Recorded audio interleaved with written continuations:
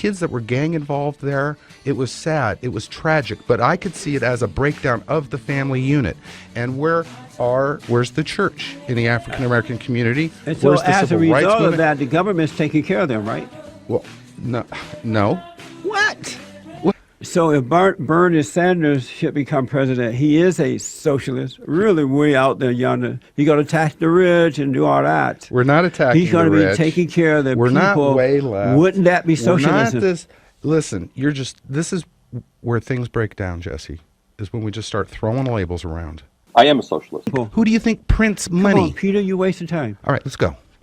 Wick. If you're relying on the government to house you, feed you, take care of your children, educate you, generation after generation after generation, health care-wise, everything, is free Obama phones, is that socialism? No, it's not socialism. Amazing. Has Hillary ever accomplished anything? I'm gonna look stupid. I'm sure she has. Now I'm gonna be on. Is this like one of those reality things? What has Hillary ever accomplished? Well, I guess not yet. Not that I'm aware of. But as president, she can accomplish things. She was Secretary of State, and she failed at that. What makes you think she'll be a better president? She was Secretary of State. You can't think of one thing that she accomplished. I just named, being successful fighting up the Republicans. When I think about it, really the main thing that I like about her the most is just Bill Clinton back in the White House. Oh, yeah. I don't know if that's So it's not Hillary you like, it's Bill you like. I did not have sexual relations with that woman. Has Hillary ever accomplished anything? Yes. What? I'm sure many things. I think that she's kind of getting a bad rap on the whole Benghazi situation and her email leak. Well, she lied to the public. They all lie. I think it's just a lesser of two evils. So you're okay about her lying because everybody else lies? No, no, it's not okay.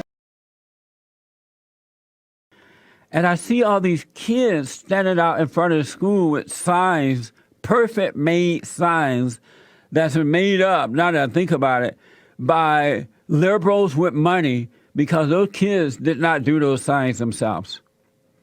And they're all standing out there yelling and protesting and going against the NRA. So there are a bunch of kids standing in front of the school, and there are others down the road from the school on their way back toward the school. And so I hear this car goes by them, and they were honking their horn in support of the children going against the Second Amendment. And so I'm like, wow, I forgot about this. So I slowed down my car, and I drove up to the school where the kids were standing, and I put my hand out, and I thumbs down, right? Honking my horn with thumbs down. No, and I yelled at the kids, go back to your classrooms. You have no idea what the Second Amendment is all about. You're dumb. And they just, surrounded my car. From the front, I was encircled by these kids, right? And they're yelling and screaming. I heard one girl say, my life matters. I said, no, it doesn't, you dumb kid. And along the way, I made a lot of mistakes when I moved out here and got on my own, and just lots of crazy mistakes. But I was okay with it because I was growing up. I was dealing with life. I was learning the good and bad in other people. At one time, I smoked pot and all that stuff. But I was growing up. Nowadays, men are staying home even in their 50s. 45% of young adults in New Jersey between the ages of 18 to 34 now live with their parents. That's according to Psychology Today. Amazing. Black power. I'm Skyping with Cynthia G. Cynthia, Yes. I get the impression that you are an angry nasty woman. And all angry people feel like victims and they blame someone else for that. And if we don't deal, Cynthia, with what's happening in the home with these mothers destroying the souls of their children and then the race hustlers using them for their own personal gain, how would black people ever get better? Well, first, I would like for you to ask why are white people committing so many crimes? And they have two-parent homes, they have wealth, they have opportunities, job opportunities, they have economics. They still commit the most crimes. So this is why I don't buy into your fatherless home narrative, because you have a community of white people who have fathers in their homes. And they're still being domestic terrorists. They're still being racial terrorists. They're still committing the most rapes and violent crimes. So I would like to know, why are they doing that when they have fathers in the home? This sounds like a joke. Are you playing a trick on me right now? But what we do know is that white people have these opportunities. They have the education. They have the wealth. They have the job opportunities. But they still commit more crime. So why is it that there's so much crime in the white community under white people's control despite their benefits and resources? You're saying things that are not true. So are you saying that the FBI data that says that white people commit the most crimes, are you saying that the FBI data is incorrect? Yeah. Let me just put out there for the record, there are more white folks in this country. And so you're going to have more white people doing some things. But for the number of blacks... Not necessarily when they're claiming to be the paradigm. But for the number of black folks in this country, disproportionately, they are committing more violent crimes and other issues in our country. So we need to deal with that. I'm talking to Cynthia. I'm going to have her back because we were supposed to have her at the top of the hour. But there were a problem with the Skype thing, so crime data says we're going to have her back. What a dirty woman. What is a man? Biologically, there are certain plumbing and chromosomes. Right. Beyond that, men are whoever they want to be. What does that mean? Means if a man wants to be tender and compassionate, or if he wants to be ambitious, or he wants to be brave, a soldier, or something like that. Whatever men want to be, whatever feeds them internally, that's what a man is. So he decides what he wants to be? Yeah, and certainly has a lot more options to make those decisions for himself, yeah. So is a tender and passionate man a man, or is that a girly man? No, it's certainly a man, yeah. It's not a girly man? Girly there becomes a derogatory term. Would you agree with me that Barack Obama is and was a girly man when he was the president? No. I thought he was rather strong. And what was strong about him? For one particular element, the resistance to strike back, the resistance to doing that shows a sort of strength and reserve. Certainly he was much more tender than other presidents. Tender, yeah, he was very tender. And there's a chance when somebody is emotional that they're more connected with their fundamental humanity, which I think appeals to a much larger segment of the country than, say, in the 1930s or the 1960s. And so are you a tender man? I hope to be. Are you tender? I think I am, but a better judge of that would be the people who know me best. Right. My spouse, my daughter, my... So does your wife think that you're a tender man? I think she does. She's told me that, yes. And she like that? Yeah. Women don't normally like tender men. They like masculinity. They like men who, like a Donald Trump. Except for the women who complain about being sexually harassed and are walked in on when Donald Trump walks into the back room in the Miss USA pageant. But tender people are not powerful people. I think Jesus was tender, and I think Jesus was powerful. No, he was not tender. He was anything but tender. I think we have a different analysis of Jesus then. He was like a Donald Trump, but he did it perfectly. I don't think Donald Trump is even a sad attempt at imitating Jesus. Donald Trump is strong, he's outspoken, he's honest, He get the job done in spite of oppositions that gets in his way. He doesn't mind speaking his mind. He call it as it is. If you attack, he's going to attack back. That's Jesus. I'll agree he is forthright. He does say what's on his mind. Yeah. Isn't that cool? Well, it's different from many politicians who are trying to parse their words because saying the wrong thing could have global consequences. Those are tender men. And so are you both man and woman? Now we're teasing out the difference between masculine and male. Right. I'm male because of my plumbing, although I could be lying about that, and you have no idea what my plumbing Especially is. nowadays. Right. But am I masculine? I try to be caring. I try to be responsible. I try to be adult. I try to be engaged and enthusiastic and thoughtful and tender and sensitive and all of those things. And I think women are that way, as well as people who don't share a gender binary at all. That's amazing to me. And are you happy being that way? Oh, yeah. My life is better. I support the feminist goals because it's the right thing to do. Women ought to be treated equally. Also, the benefits that come to me because women I care about get treated well. The benefits that come to me because friends who are women and colleagues get promoted too. The benefits that I get because my relationships, both with men, because I can be close with another man, I could walk hand in hand with him, and I'm feeling an incredibly close and good connection, but I'm not worried about somebody saying I'm gay. I don't think you're gay, but you seem to be more woman than you are man. Have you noticed that? Yeah, I disagree.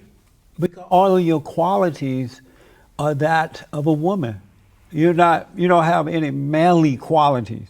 And you don't even seem to know what they are.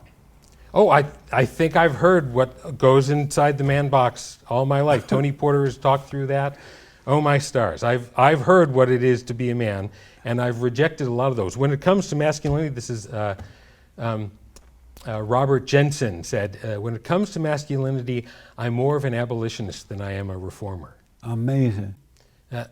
That's a piece of what I'm expected to do. No, were you feeling that way? That at the time when you're hanging out with your buddies, and you're like, man, I sure would like to do Sally Lou up. Wow, she's fine. Was that your desire to control women? It's a piece that objectifies women and says, I want No, that, but not will as a you- person. Right, but I don't will you want, I'm not feel that- interested in that. I'm just interested in her and her physical form Right. because of what I'd like to do to her physical form. Right. Yeah, I got that whole thing.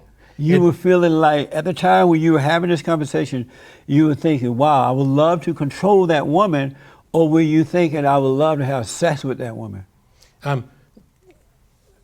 In that place, those are so intimately connected, it would be hard to tease out. Which one were you thinking? So when women are saying those same exact things about men in the locker room, are they saying they want to control men? And is that sexism? The disempowered group, whatever that group is, always has strategies, tactics, methods to try and either preserve their lives, preserve their jobs, try and get ahead, kind of work within the situation. Give me a yes or no. When women are having locker room talk about men, how they want to get rid of them and rock their world and do that, are they saying they are trying to control, they want to control men? I think yes or no? I'm black and I'm slow, so you have to give me a yes or no. So are they saying that they want to control men? I don't think so, not in the same way. Really? And is that sexism?